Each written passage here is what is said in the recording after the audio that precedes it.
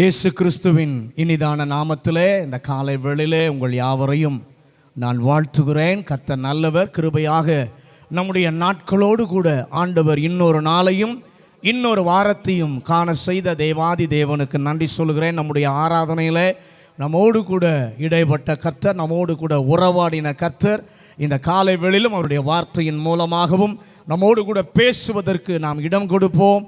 கர்த்தர் மகிமையானவைகளை செய்வாராக. வாசிக்கலாம். யோபுவின் புஸ்தகம் 9வது அதிகாரம் 5வது வசனம். யோபுவின் புஸ்தகம் 9வது அதிகாரம் 5வது வசனம். அவர் பர்வதங்களை சடுதியாய் பேர்க்கிறார். அவர் பர்வதங்களை சடுதியாய் பேர்க்கிறார். தம்முடைய கோபத்தில் அவைகளை புரட்டி போடுகிறார். இந்த வசனத்தை ஆதாரமாக கொண்டு நாம் வேத வசனங்களை, அவருடைய வார்த்தைகளை தியானித்து வருவதற்கு கர்த்தர் நமக்கு கிருபை பாராட்டி இருக்கிறார். இந்த வசனம் சொல்லுகிறது, அவர் பர்வதங்களை சடுதியாய் பேர்க்கிறார். இந்த உலகத்தில் மனிதனாக பிறந்த எல்லாருடைய வாழ்க்கையிலும் தவிர்க்க முடியாத சில மலை போன்றதான பிரச்சனைகளை எதிர்நோக்குகிறதான சூழ்நிலைகள் அல்லது எதிர்நோக்குகிற கட்டங்கள் நம்முடைய வாழ்க்கையிலே உண்டு என்பதை நாம் என்ன பண்ணக்கூடாது, மறந்து போய்விடக்கூடாது. ஆனால்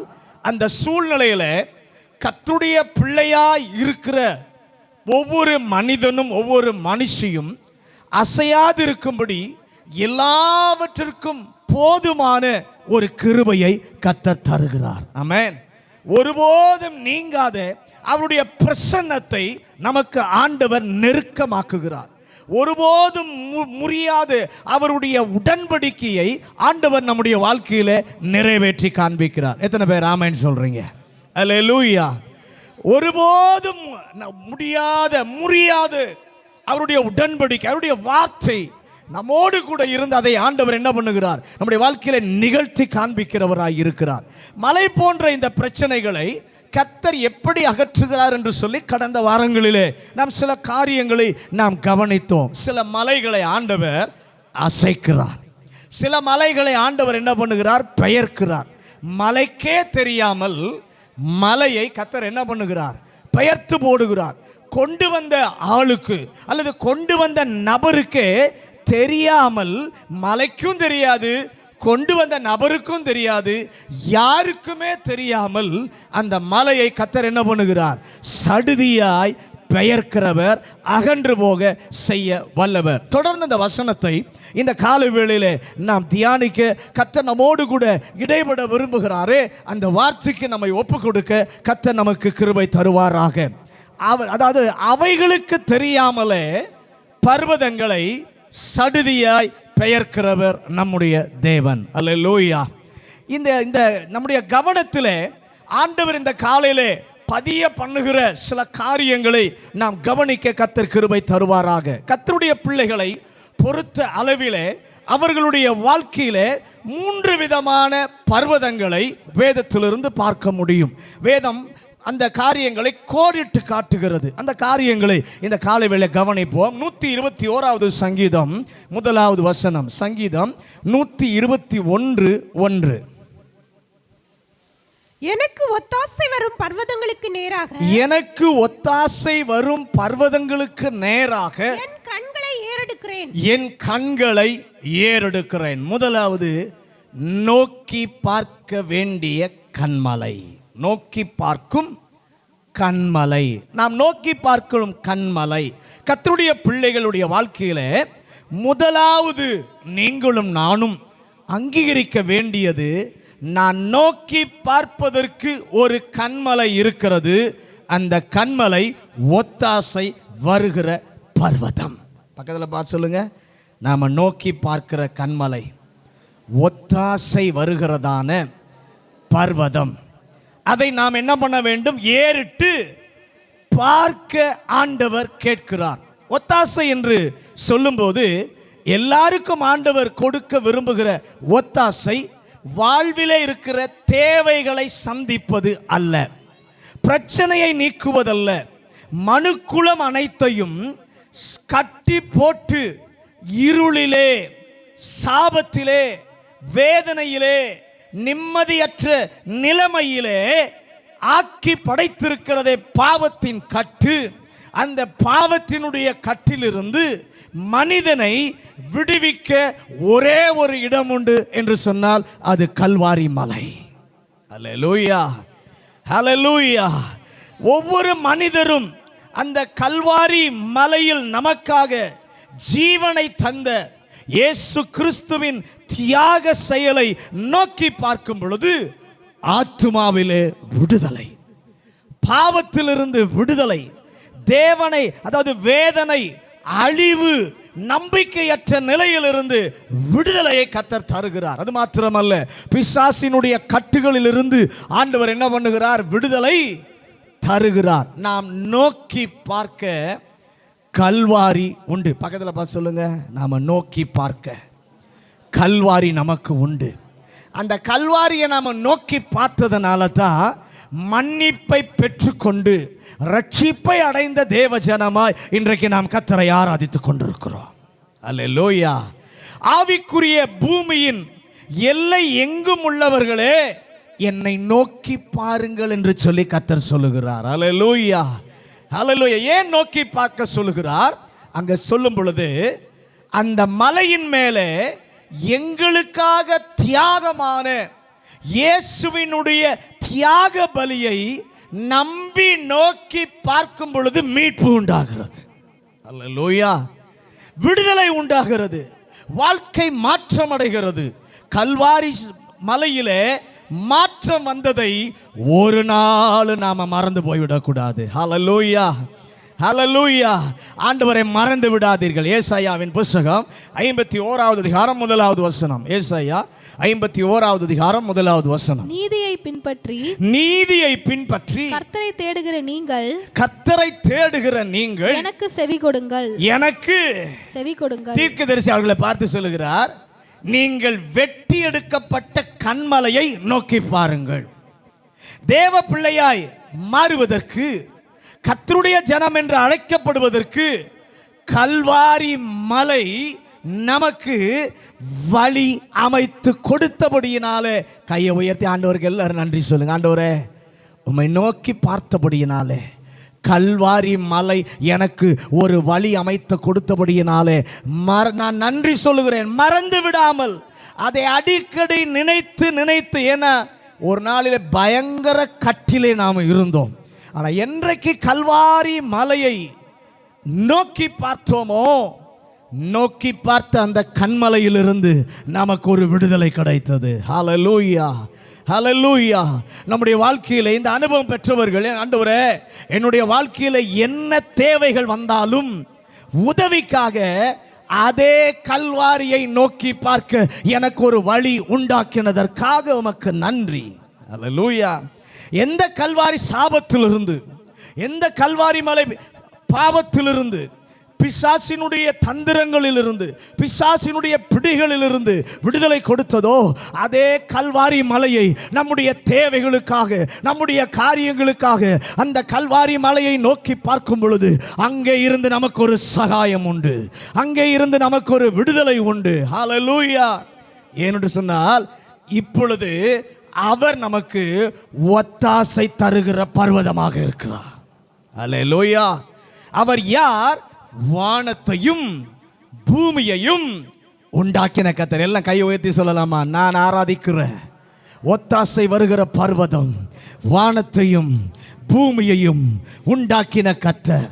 இந்த நாளிலே என்னுடைய தேவை, ஒருவேளை உங்களுடைய வாழ்க்கையில என்ன தேவைகள் உங்களை அழுத்தி கொண்டிருந்தாலும், செய்வேன் என்று சொன்னவர்கள் நீங்கள் பேசினாலும் உங்களை பார்க்க விரும்பாமல் ஓடி போகிற ஒரு சூழ்நிலையிலே இந்த காலை வேளையில் வந்து அமர்ந்திருந்தால் கர்த்தருடைய வார்த்தை உங்களுக்கு நேராக வருகிறது. என்னை மட்டும் நோக்கி பாருங்கள். ஒத்தாசை வருகிற பர்வதமாய் இருக்கிற என்னை மட்டும் என்ன பண்ணுங்க? நோக்கி பாருங்கள். நிறைய நேரத்தில் நமக்கு செய்வேன்னு சொன்னாங்க, உதவி செய்வேன்னு சொன்னாங்க, ஒத்தாசை கொடுப்பேன்னு சொன்னாங்க. ஆனால் ஒரு நாளிலே இப்போ நீங்கள் அவர்களை தொடர்பு கொண்டு அவர்களோடு கூட பேச நினைத்தாலும் உங்களுக்கு செவி கொடுக்காமல், உங்கள் முகங்களை பார்க்க விரும்பாமல் அவர்கள் உங்களை விட்டு விலகி தூரம் போகிறதா இருந்தாலும் கர்த்தர் சொல்கிறார், அவர்களை பார்க்காதே, ஒத்தாசை தருகிற, ஒத்தாசை வருகிற பர்வதமாகிய என்னை நோக்கி பாருங்கள். ஒத்தாசை அளிக்கும் பர்வதம் உண்டு, அவர் நிச்சயமாய் உங்களுக்கு சகாயம் பண்ணுவார். எத்தனை பேர் விசுவாசிக்கிறீங்க? சகாயம் வேணுமா? தயவு வேணுமா? இரக்கம் வேணுமா? ஒருத்தர் ஒத்தாசை கொடுக்கிறார். அந்த ஒத்தாசை வருகிற பர்வதத்தை நோக்கி பாருங்கள். 2வது ஏசாயா 2வது அதிகாரம் 2வது வசனம். ஏசாயா 2வது அதிகாரம் 2வது வசனம்.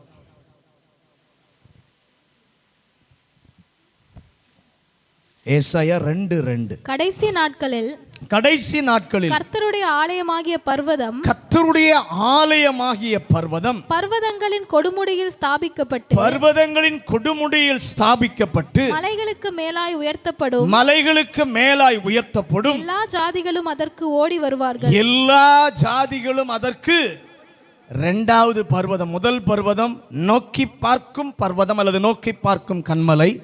2வது தேவ பர்வதம். அல்லேலூயா. 2வது மலை உண்டு, அதற்கு பெயர் தேவ பர்வதம். கர்த்தருடைய பர்வதம், தேவனுடைய பர்வதம். குறிப்பாக 1000 வருட அரசாட்சியில் இருக்கும் அந்த நிகழ்ச்சியை இந்த வசனத்திலே குறிப்பிட்டு தீர்க்க தரிசனமாக ஆண்டவர் சொல்லுகிறதை பார்க்கிறோம். ஆனால் அங்கு குறிக்கப்படுவது என்ன?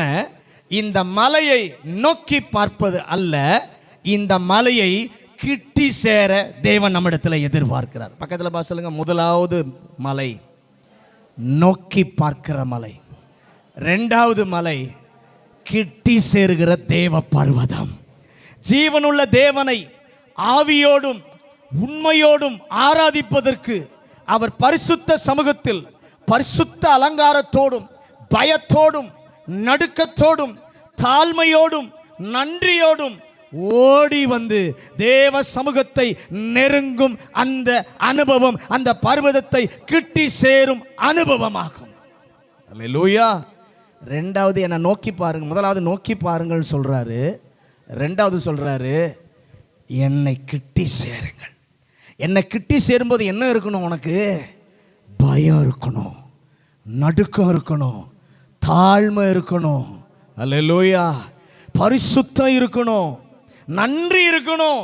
அந்த இதயத்தோடு ஓடி வந்து தேவ சமூகத்தை நெருங்குகிறோமே, அதுதாங்க கர்த்தருடைய பர்வதத்தை கிட்டி சேருகிற ஒரு அனுபவம். அந்த வாய்ப்பை ஒரு நாள் இழந்து போகக்கூடாது. பக்கத்தில் பார்த்து சொல்லுங்க, அந்த வாய்ப்பை ஒரு நாளும் இழந்து போகக்கூடாது.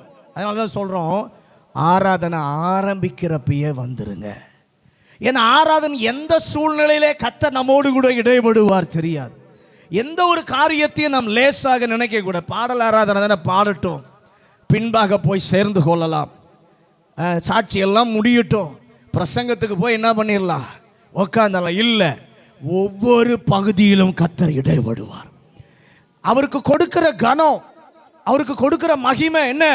அந்த தேவ பர்வதத்தை, அந்த தேவ சமூகத்தை, அந்த தேவ பிரசன்னத்தை ஆசையோடு தேடி வரணும், பயத்தோடு தேடி வரணும், நடுக்கத்தோடு தேடி வரணும், நன்றி உள்ள இதயத்தோடு தேடி வரணும்.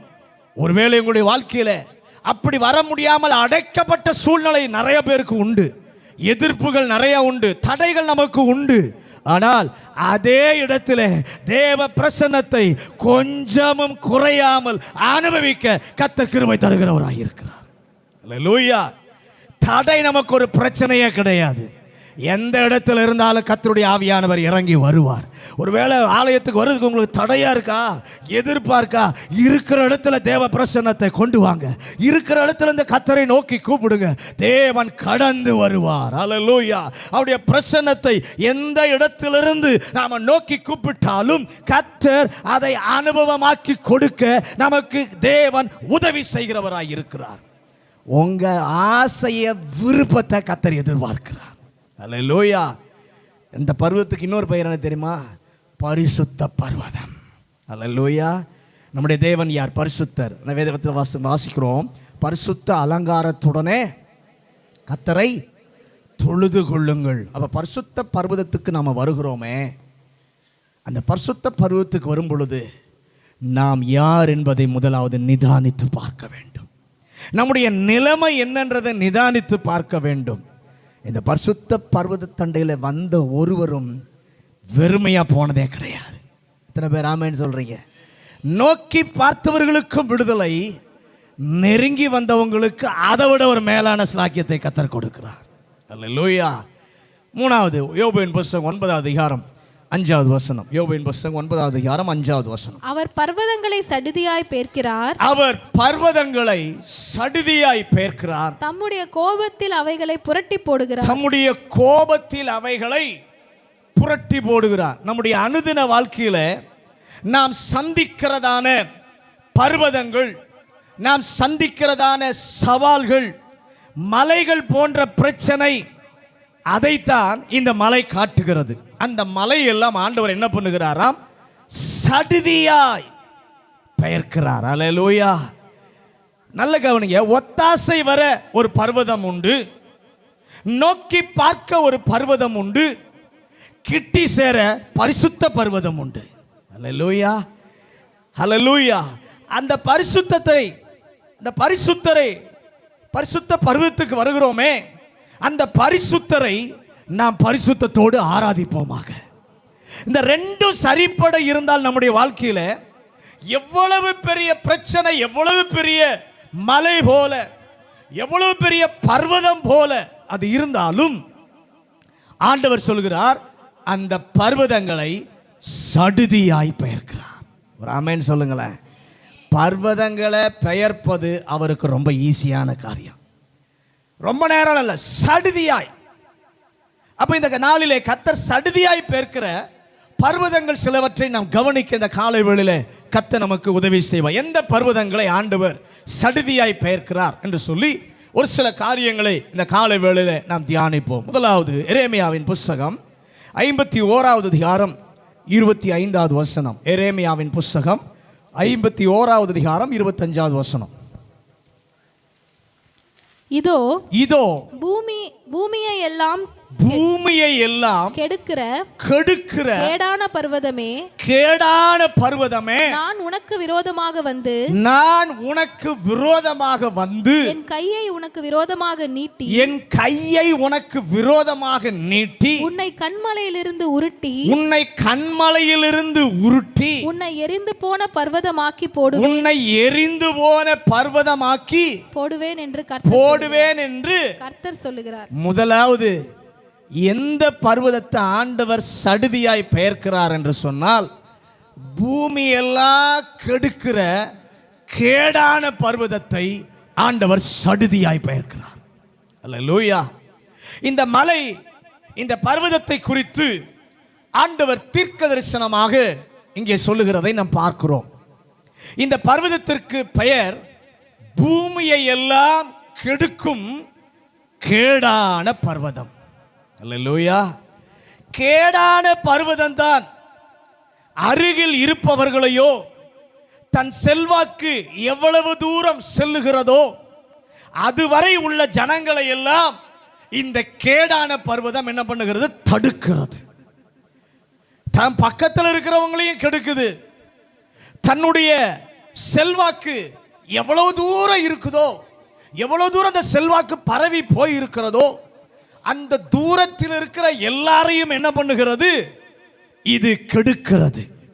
இப்படிப்பட்ட ஒரு வல்லமை மனித வாழ்விலே, சமுதாயத்திலே இருப்பது உண்டு. அன்று அந்த தீர்க்க தரிசனம் பாபிலோன் பேரரசை குறித்து ஆண்டவர் இந்த வாக்கை சொன்னார். செல்வாக்கு மிகுந்த, எவராலும் அணுக முடியாத நிலையில் இருந்த அந்த ஆட்சியை, அந்த பேரரசை ஆண்டவர் குறிப்பிட்டு சொல்லுகிறார்.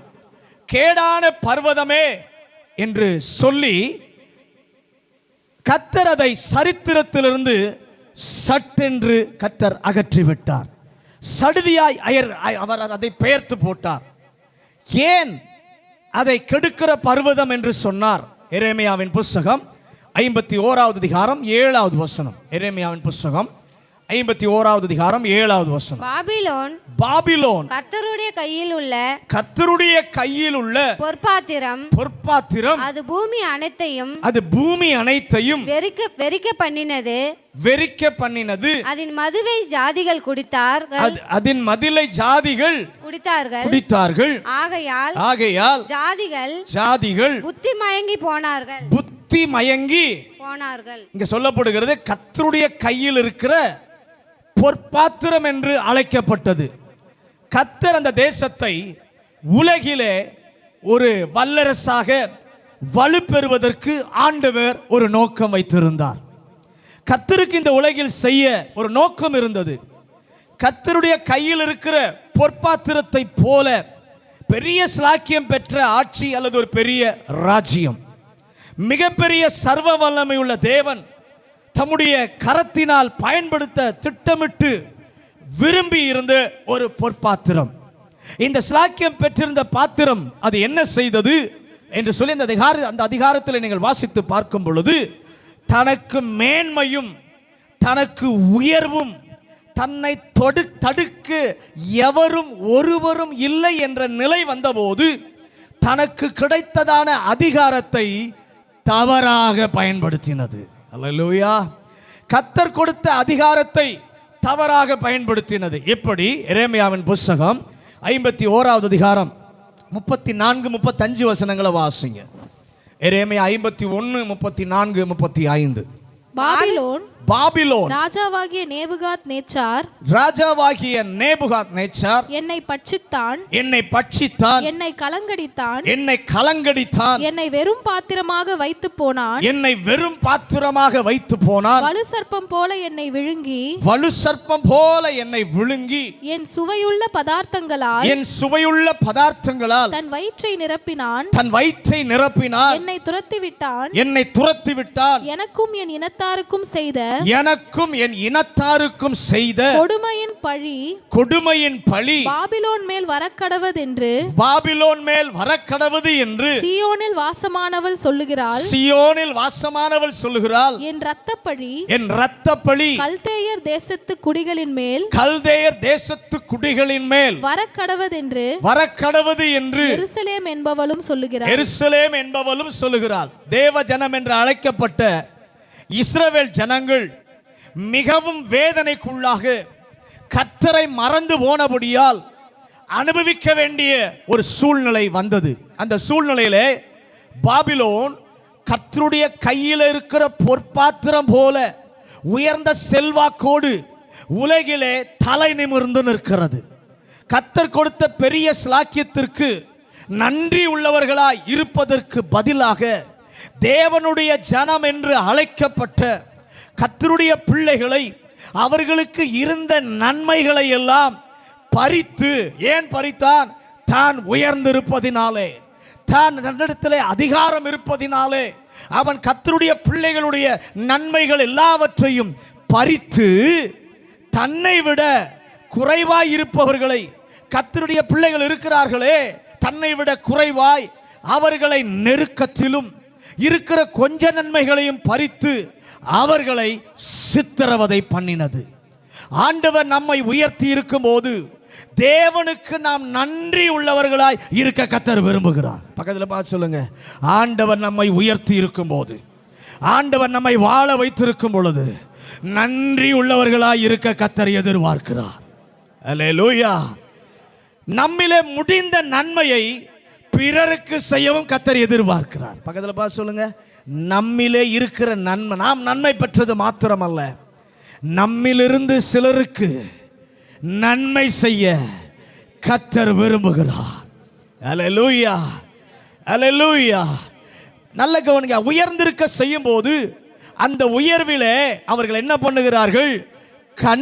கண்கள் சொருகி போய் கண்கள் மூடி தனக்கு கீழாய் இருக்கிற ஜனங்களுக்கு தீமை செய்ய, துன்பம் செய்ய நினைத்தான். கர்த்தர் அவர்களை பார்த்து சொல்லுகிறார், நீ எல்லாரையும் கெடுக்கிற கேடான பர்வதமாயிருக்கிறாய். அல்லேலூயா, அல்லேலூயா. மற்றவர்களை நீ என்ன பண்ணுகிறாய்? அழிக்கிறாய். மற்றவர்களை நீ என்ன பண்ணுகிறாய்? துன்பப்படுத்துகிறாய்.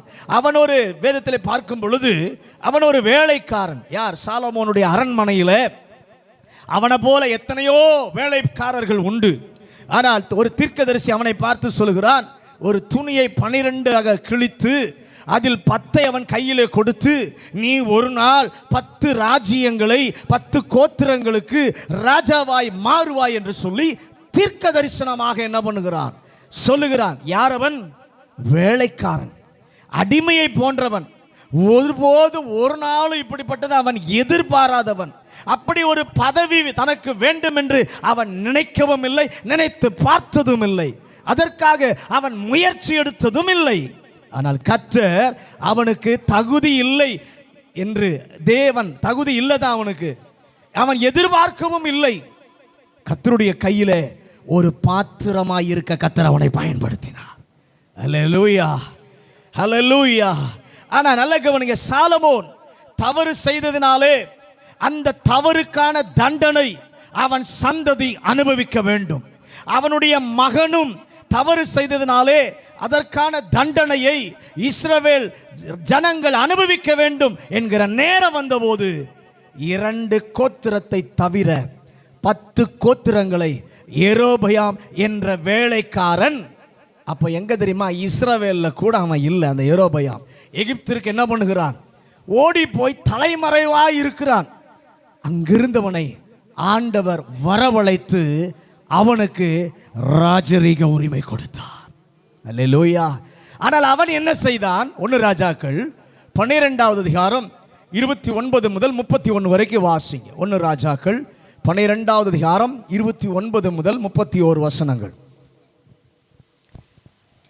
ரெகோபெயாம் எருசலேமுக்கு வந்தபோது இஸ்ரவேல் வம்சத்தாரோட யுத்தம் பண்ணவும் ராஜ்யத்தை சாலமோனின் குமாரனாகிய தன்னிடமாக திருப்பிக் கொள்ளவும் யூதா வம்சத்தார் பென்யமின் கோத்திரத்தார் அனைவருமாகிய தெரிந்து கொள்ளப்பட்ட யுத்த வீரர் 180,000 பேரை கூட்டினான்.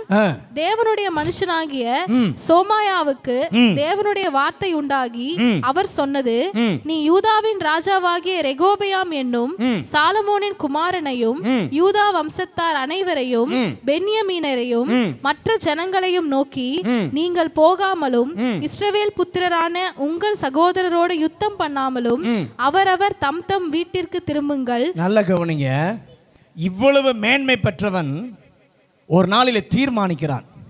தேவாலயம் எங்கே இருக்குன்னா எருசலேமில் இருக்கிறது. அந்த எருசலேம் என்னுடைய ஆட்சியினுடைய எல்லையில் இல்லை. எருசலேம் போனால் ஒருவேளை போகிறவர்கள் அந்த பக்கம் சாய்ந்து விடுவார்கள். அதற்கு பதில் பெத்தேலிலும் தானிலும் நான் கன்று குட்டிகளை வைத்து ஆராதனை முறையை மாற்றுவேன் என்று சொல்லி அவன் நினைக்கிறான். கர்த்தர் அவனை பர்வதமாக்கி இருந்தார். ஆனால் அவனோ தேவன் விரும்பாத, தேவன் எதிர்க்கிற காரியங்களை கர்த்தருடைய ஜனத்திற்குள் கொடுத்து 10 கோத்திர ஆவிக்குரிய வாழ்க்கையை அவன் கெடுத்து கொண்டிருந்தான். கர்த்தர் சும்மா விட்டாரா? சும்மா விடலை. ஆண்டவர் என்ன செய்கிறார்? என் தேவன் சொல்றாரு, நீ ஏறின கட்டிலிருந்து இறங்குவதில்லை. அவன் ஆட்சி சற்றென்று சடுதியாக முற்றுப்புள்ளி வைக்கும் நிலையிலே கர்த்தர் செயல்பட்டார். கர்த்தரால் நன்மை பெற்றும் பிறருடைய ஆவிக்குரிய வாழ்வுக்கு இடையூறாய் இருந்து கரைபடுத்தி கொண்டிருக்கிற பர்வதம் எவ்வளவு பெரியதாய் இருந்தாலும் என் ஆண்டவர் அதை சடுதியாய் பெயர்த்து போடுவார். அல்லேலூயா. இதை கேட்கிற கர்த்தருடைய பிள்ளையே, உங்களுடைய வாழ்க்கையிலே தேவையில்லாமல் குறுக்கிட்டு பிரச்சனைகளை வேதனைகளை தந்து கெடுத்து கொண்டிருக்கிற அல்லது வேதனை அழிவை தந்து கொண்டிருக்கிற சத்துருக்கள் ஏதேனும் இருந்தால் இந்த வார்த்தையை கேட்டு கொண்டிருக்கும் நேரத்தில் கெடுத்து கொண்டிருக்கிற கேடான அந்த பர்வதமே நீ சடுதியாய் பெயர்க்கப்படுவாயாக. பாபிலோன் செய்தது என்ன? எரேமியா 51வது அதிகாரம் 11வது வசனம். எரேமியா 51வது அதிகாரம் 11வது வசனம். அம்புகளை துலக்குங்கள், அம்புகளை துலக்குங்கள், கேடகங்களை நன்றாய் செப்பனிடுங்கள், கேடகங்களை நன்றாய் செப்பனிடுங்கள். கர்த்தர் மேதியருடைய ராஜாக்களின் ஆ, ஆவியை ஏய்ப்பினார், பாபிலோனை அழிக்க வேண்டும் என்பதே அவருடைய நினைவு. இது கர்த்தர் வாங்கும் பழி, இது தமது ஆலயத்துக்காக அவர் வாங்கும் பழி. நல்ல கவனிங்க. இந்த பாபிலோன் ஆண்டவர் பெரிய அரசாங்கமாக ஆக்கின போது ஜீவனுள்ள தேவனுடைய ஆலயத்தை தீக்கிரையாக்கி போட்டது. ஆண்டவருக்கு ஒரு வைராக்கியம் இருந்தது. என்னுடைய ஆலயத்தை இந்த சக்தி அழித்து போட்டதினால், தேவ பிரசன்னத்தை அனுபவிக்க முடியாமல் தடை செய்ததினாலே, கர்த்தர் இறங்கி வந்து கர்த்தருடைய பிரசன்னத்திற்கு, கர்த்தருடைய ஆளுகைக்கு, கர்த்தருடைய சமூகத்திற்கு இடையூறு செய்த அந்த வல்லமையை என் ஆண்டவர் அகற்றி போட்டார். உங்கள் வாழ்க்கையிலும் கர்த்தருடைய பிள்ளையை, உங்களுடைய குடும்ப வாழ்விலே, உங்களுடைய தனிப்பட்ட வாழ்விலே தேவ பிரசன்னத்தை அனுபவிக்க முடியாமல் அதை அகற்றி போட, அதை இடித்து போட ஏதேனும் வல்லமைகள் இந்த காலை வேளையிலே கிரியை செய்து கொண்டிருந்தால், அந்த கெடுத்து கொண்டிருக்கிற கேடான பர்வதத்தை என் ஆண்டவர் சடுதியாய் பெயர்த்து போடுவாராக. அல்லேலூயா. நியாயாதிபதிகள் 9வது அதிகாரம் 53வது வசனம். நியாயாதிபதிகள் 9வது அதிகாரம் 53வது வசனம். அப்பொழுது ஒரு ஸ்திரீ ஒரு எந்திர கல்லின் துண்டை அபிமெலேக்குடைய தலையின் மேல் போட்டாள். அது அவன் மண்டையை உடைத்தது. இந்த அதிகாரம் முழுவதிலும் ஏருபகாலின் மகன் ஒருவன் காண்கிறோம். அவனுடைய பெயர் அபிமெலேக். இந்த அபிமெலேக் என்ன செய்தான்? தன்னோட ராஜ சமூகத்தில் பிறந்த 70 பேரை, 70 பேரிலே யாராவது ஒருவன் இருந்தா கூட அவன் ராஜாவாக முடியும். ஆகவே அவன் ஒரு சதியோசனை பண்ணி ராஜகுமாரர்கள் 70 பேரையும் விருந்திற்கு அழைத்து ஒரே கல்லின் மேல் அத்தனை பேரை என்ன பண்ணுகிறான்? கொலை செய்கிறான். எவ்வளவு கேடு உண்டாக்குகிற பர்வதம், எவ்வளவு கேடு உண்டாக்குகிற மனிதன். தன் ஆசை நிறைவேற வேண்டும் என்பதற்காக தடையாய் இருக்கிறார்கள் என்று அவன் நினைக்கிறானே, அந்த நினைக்கிற அத்தனை பேரையும் அழித்து தன்னை மட்டும் உயர்த்த, மேன்மைப்படுத்த கேடு செய்கிற பர்வதமாய் அவன் இருந்தான். அபிமெலேக் 3 ஆண்டுகள் அவன் நினைத்ததெல்லாம் நடந்தது. யாரும் அதை என்ன பண்ண முடியவில்லை, தடுக்க முடியவில்லை. ஆனால் கேடு செய்கிற, பிறரை கெடுக்கிற பர்வதத்தை அகற்றுகிற நீதி உள்ள நியாயாதிபதி ஒருவர் இருக்கிறார். அல்லேலூயா. அந்த தேவன் என்ன செய்தார்? ஒரு சாதாரண வீட்டு பெண்ணை வைத்து அவனுடைய வாழ்க்கையே முடிவு பெற செய்தார். நல்ல கவனிங்க. எவ்வளவு பெரிய வல்லமையா இருக்கலாம். ஆனா கேடு செய்கிற மனிதனை தங்களுடைய வாழ்க்கையில திட்டங்களை நிறைவேற்ற பிறரை கொஞ்சம் கூட நினைக்காமல் இடையூறு செய்து அழிவு உண்டாக்கி தங்கள் காரியத்தை மட்டும் செய்து விடலாம், தங்கள் காரியத்தை மட்டும் சாதித்து விடலாம் என்று ஒரு சக்தி உங்களுடைய வாழ்க்கையில் இருந்தால் அதை அகற்றி போட சர்வ வல்ல தேவன் இருக்கிறார். அல்லேலூயா. எலியாவினுடைய காலத்தில் ஏசபேல் என்கிற ஒரு பெண்ணை குறித்து நாம் பார்க்கிறோம். பொல்லாப்பு செய்ய அவன் கணவன் விற்று போட்டான். இஸ்ரவேலிலே தேவ பக்திக்கு விரோதமாக பாகாலை தொழுது கொள்வதற்கு இந்த ஏசபேல் தேவ பக்திக்கு விரோதமான செயலால் ஜனங்களுக்கு ஒரு கேடு உண்டாக்கி கொண்டிருந்தாள். 1 ராஜாக்கள் 21வது அதிகாரம் 20 to 26 வசனங்களை வாசிங்க. 1 ராஜாக்கள் 21வது அதிகாரம் 20 முதல் 26 வசனங்கள். அப்பொழுது ஆகாப் அப்பொழுது ஆகாப் எலியாவை நோக்கி என் பகைஞனே என்னை கண்டுபிடித்தாயா என்றான். அதற்கு அவன் கண்டுபிடித்தேன். கர்த்தரின் பார்வைக்கு பொல்லாப்பானதை செய்ய நீ உன்னை விற்று போட்டாய். உன்மேல் பொல்லாப்பு வரப்பண்ணி உன் சந்ததியை அழித்து போட்டு ஆகாப்புக்கு சுவரில் நீர்விடும் ஒரு நாயாகிலும் இராதபடிக்கு இஸ்ரவேலில் அடைபட்டவனையும் விடுபட்டவனையும் சங்கரித்து நீ எனக்கு கோபம் உண்டாக்கி இஸ்ரவேலை பாவம் செய்ய பண்ணினதினால் உன்னுடைய குடும்பத்தை நேபாத்தின் குமாரனாகிய யெரொபெயாமின் குடும்பத்துக்கும் அகியாவின் குமாரனாகிய பாஷாவின் குடும்பத்துக்கும் சமானமாக்குவேன் என்றார். நல்ல கவனிங்க. சர்வ வல்ல தேவனாகிய கர்த்தர் தீர்க்க தரிசனமாக சொல்லுகிறார், கேடு உண்டாக்குகிற யேசபேலே, உன் இரத்தத்தை நாய்கள் தெருவிலே நக்கும். கை உயர்த்தி, ஆண்டவரே, எங்களுடைய வாழ்க்கையில தேவ பிரசன்னத்திற்கும் இடையூறு செய்து எங்கள் வாழ்வில் கேடு உண்டாக்கி கொண்டிருக்கிற, எங்களை கட்டுப்படுத்தி வைக்கிற எந்த பர்வதத்தையும் நீர் அகற்றி போட வல்லவர். கெடுக்கும் பர்வதம் அது எதுவாக இருந்தாலும் கர்த்தர் அதை அகற்றி போடுகிறார். அல்லேலூயா. இரண்டாவது ஒரு பர்வதத்தை கர்த்தர் சடுதியாய் பெயர்க்கிறார். ஏசாயா 34வது அதிகாரம் 3வது வசனம். ஏசாயா 34வது அதிகாரம் 3வது வசனம்.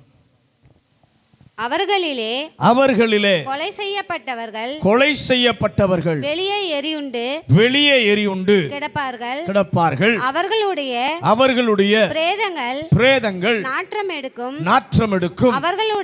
அவர்களுடைய இரத்தத்தினாலே மலைகளும் கரைந்து போம். இந்த இடத்துல சொல்லப்பட்டிருக்க இரத்தத்தால் மலைகளும் கரைந்து போகும். இரண்டாவது, எந்த மலையை கர்த்தர் சடுதியாய், முதல்ல கேடு உண்டாக்குகிற பர்வதத்தை சடுதியாய் பெயர்க்கிறார். இரண்டாவது, நல்ல வாய்ப்புகளை ஏற்காமல் புறக்கணிக்கிற பர்வதங்களை கரைந்து போக பண்ணுகிறார். அல்லேலூயா. இங்கே பார்க்கும்போது இந்த மலைகள் என்று சொல்பவை எவை? தேசங்கள். எந்த தேசங்கள்? ஜீவனுள்ள தேவன் ஒருவர் இருக்கிறார் என்பதை பல்வேறு நிலைகளிலே ஆண்டவர் இன்றைக்கு உலகிற்கு வெளிப்படுத்தி கொண்டே தான் இருக்கிறார். ஒரு ஆமென் சொல்லுங்களேன். எல்லா தேசங்களுக்கும் ஜீவனுள்ள தேவன் ஒருவர் இருக்கிறார் என்பதை பல்வேறு நிலைகளிலே ஆண்டவர் உலகிற்கு வெளிப்படுத்தி தம்முடைய ஜனங்களின் மூலமாக அவர்கள் அறிந்து கொள்ள வாய்ப்பு கொடுத்து ஆண்டவர் செயல்பட்டார், இன்றும் செயல்பட்டு கொண்டிருக்கிறார். எத்தனை பேர் ஆமென் சொல்றீங்க? ஆனால் இந்த தேசங்களோ தேவனுடைய செய்கைகளை மறந்து ஆண்டவர் ஒருவர் இருக்கிறார் என்பதை ஏற்றுக்கொள்ளாமல் அல்லது ஏற்றுக்கொள்ள விரும்பாமல் தேவன் ஒருவர் இருக்கிறார் என்று உலக காரியங்கள் அல்லது உலக நிகழ்ச்சிகள் இப்ப நடந்து கொண்டிருக்கிறது. எல்லாம் பார்க்க தான் செய்யறாங்க. ஆனா இத்தனை சம்பவங்கள் மூலமாக, கர்த்தருடைய பிள்ளைகள் மூலமாக, ஆண்டவர் செய்கிற செயல்கள் மூலமாக வெளிப்படுத்தி காண்பித்த போது அந்த ஜனக்கூட்டங்கள், அந்த சமுதாயங்கள், அந்த தேசங்கள் எல்லாம் வேண்டாம் வேண்டாம் என்று சொல்லி கடின உள்ளத்தாலே அதை புறக்கணித்தார்கள். அந்த தேசங்களை பார்த்து ஆண்டவர் தீர்க்க தரிசனமாக சொல்லுகிறார், ஒரு நாள் வருகிறது, இரத்தத்தினாலே அந்த மலைகள் கரைந்து போகும். ஏசாயா 34வது அதிகாரம் 4வது வசனமும் 8வது வசனமும் வாசிங்க. வானத்தின் சர்வ சேனையும் கரைந்து வானங்கள் புஸ்தக சுருளை போல் சுருட்டப்பட்டு அவைகளின் சர்வ சேனையும் திராட்சை செடியின் இலைகள் உதிருகிறது போல அத்திமரத்தின் காய்கள் உதிருகிறது போலவும் உதிர்ந்து விழும். அது கர்த்தர் பழிவாங்கும் நாள், அது கர்த்தர் பழி வாங்கும் நாள், சீயோனுடைய வழக்கின் நிமித்தம், சீயோனுடைய வழக்கின் நிமித்தம் பதிலளிக்கும் வருஷம். பதிலளிக்கும். இந்த அதிகாரத்தில் நீங்க வாசித்தால் அங்க சொல்லப்பட்டிருக்கிற நிகழ்ச்சி வெளிப்படுத்தலில் ஆண்டவர் சொல்லி இருக்கும் நிகழ்ச்சி. தேசங்களை ஆண்டவர் நியாயம் தீர்க்கும் ஒரு நிகழ்ச்சி. அவருடைய ஆட்சியை இந்த உலகத்தில் ஸ்தாபிப்பதற்கு முன்பு 1000 வருட அரசாட்சிக்கு முன்பு ஒரு நிகழ்ச்சி என்ன பண்ணும் நடக்கும். அன்று ஆண்டவரை எதிர்த்த, ஆண்டவர் தந்த வாய்ப்புகளை புறக்கணித்த நாடுகளை என் ஆண்டவர் நியாயம் தீர்ப்பார். அல்லேலூயா. அர்மகதோன் என்கிற பள்ளத்தாக்கிலே வலதுபுறமும் இடதுபுறமும் 2 பெரும் சேனைகள் இருக்கும். கர்த்தர் இறங்கி வந்து அந்த நாளிலே தேசங்களை ஆண்டவர் நியாயம் தீர்ப்பார். இதை குறித்து தானியேலின் புத்தகம் 2வது அதிகாரம் 35வது வசனம். தானியேல் 2வது அதிகாரம் 35வது வசனம். அப்பொழுது அந்த இரும்பும் களிமண்ணும் வெண்கலமும் வெள்ளியும் பொன்னும் ஏகமாய் நொறுங்குண்டு கோடை காலத்தில் போரடிக்கிற தலத்திலிருந்து பறந்து போகிற பதரை போலாயிற்று. நேபுகாத்நேச்சார் ஒரு பெரிய சிலையை பார்க்கிறான். பொன்னாலான தலை, கால்களோ விரல்களோ களிமண் இரும்பினால் ஆனது. பார்த்து கொண்டிருக்கும் போது கையினால் பெயர்க்கப்படாத ஒரு கல் உருண்டு வந்து பர்வதத்தை மோதி அந்த பெரிய சிலையை பதறாக்கினது. பதறாக்கின பின் அந்த கல் ஒரு பெரிய மலையாக மாறி பூமியை என்ன பண்ணினது நிரப்பினது. அந்த மோதின நிகழ்ச்சி இருக்கே, அதைத்தான் இந்த ஏசாயாவின் புத்தகம் 34வது அதிகாரத்தில் தீர்க்கதரிசி சொல்லுகிறார், நியாயம் தீர்ப்பார். புறக்கணித்த மலைகளை நியாயம் தீர்ப்பார். கிருபையாக ஆண்டவர் தந்த வாய்ப்புகளை யார் கடின இருதயத்தோடு கடின சிந்தையோடு புறக்கணித்தார்களோ அவர்களை நியாயம் தீர்ப்பார். அப்பொழுது இரத்தத்தினால் மலைகள் கரையும். அல்லேலூயா. நான் யாரும் அவங்களை எதிர்க்கல. ஆனா ஒன்று செய்யணும், நம்முடைய ஜபங்களிலே ஆண்டவரே இயேசுவை நான் அறிந்திருக்கிறேன், உம்மை தெய்வமாக இருக்கிற உம்மை நான் என்ன பண்ணிருக்கிறேன் அறிந்திருக்கிறேன் ஆண்டவரே. ஆனால் நீர் கொடுத்த இரட்சணிய வாய்ப்பை, சத்தியத்தை குறித்த வெளிச்சத்தை வேண்டுமென்று ஏற்றுக்கொள்ளாமல் புறக்கணிக்கிற இந்த வாழ்வு இருக்கிறதே, அவர்களை அழித்து விடாதிரும் ஐயா. அவர்கள் இந்த ரட்சிப்பை பெற்றுக்கொள்ள ஒரு வாய்ப்பை தருவீராக, ஒரு கிருபையை தருவீராக என்று சொல்லி நீங்களும் நான் அவர்களுக்காக என்ன பண்ணணும், ஜெபிக்கணும். ஆண்டவரை எப்படியாவது அவருடைய மனக்கண்கள் திறக்கணும். ஆண்டவரை மூடப்பட்ட மனக்கண்கள், அடைக்கப்பட்ட மனக்கண்கள் அவர்களை விட்டு திறந்து ஆண்டவரே அவங்க உம்மை நோக்கி பார்க்க வேண்டும் என்று சொல்லி அவர்களுக்காக வேண்டிக் கொள்ள ஒரு கிருபை கர்த்தர் நமக்கு தருவாராக. கெடுக்கும் பர்வதத்தை சடுதியாய் கர்த்தர் அளிப்பார். நல்ல வாய்ப்புகளை ஏற்காமல் புறக்கணிக்கிற பர்வதங்களை கரைந்து போக செய்வார். நேரமாயிடுச்சு, முழங்காற்படிடுவோம்.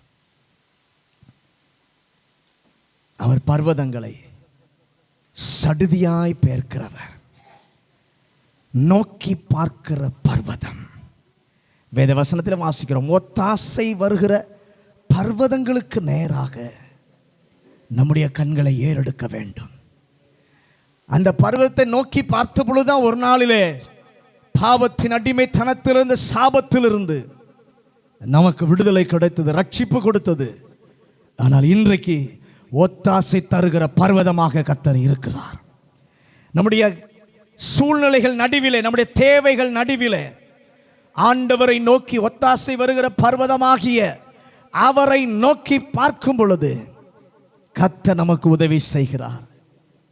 இரண்டாவது தேவப்பம். முதலாவது நோக்கி பார்க்கிற பர்வதம், இரண்டாவது கிட்டி சேருகிற தேவ பர்வதம். நம்முடைய ஆண்டவர் பரிசுத்தர்.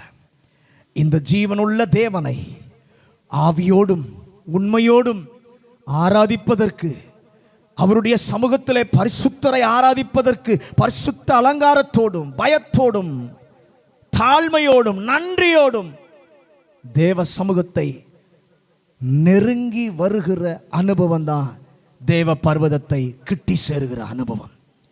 இன்னைக்கு அந்த பரிசுத்த பர்வதத்துக்கு நாம் கடந்து வருவோம்.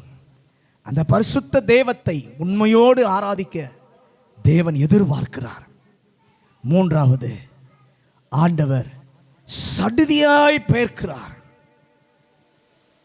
நோக்கி பார்க்கிற பர்வதம் உண்டு, கிட்டி சேருகிற பர்வதம் உண்டு. அந்த ரெண்டு காரியத்திலும் பரிசுத்த பர்வதம் கிட்டி சேர்ந்த அந்த பரிசுத்தரை ஆராதிப்போம்.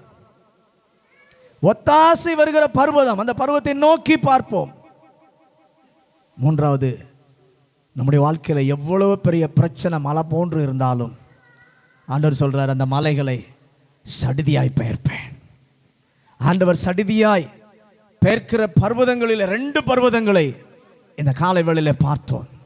ஒன்று, பூமி எல்லாம் கெடுக்கிற கேடான பர்வதம். ஆண்டவன் கிருபைகளை, வாய்ப்புகளை, உயர்வுகளை தந்தபோது தேவனுக்கு விரோதமாய், தேவ ஜனத்திற்கு விரோதமாய், தேவ ஜனத்தினுடைய நன்மையை கெடுக்கிற கேடான பர்வதத்தை கர்த்தர் அகற்றின அநேக காரியங்களை இந்த காலை கர்த்தர் நமக்கு சுட்டி காட்டி இருக்கிறார்.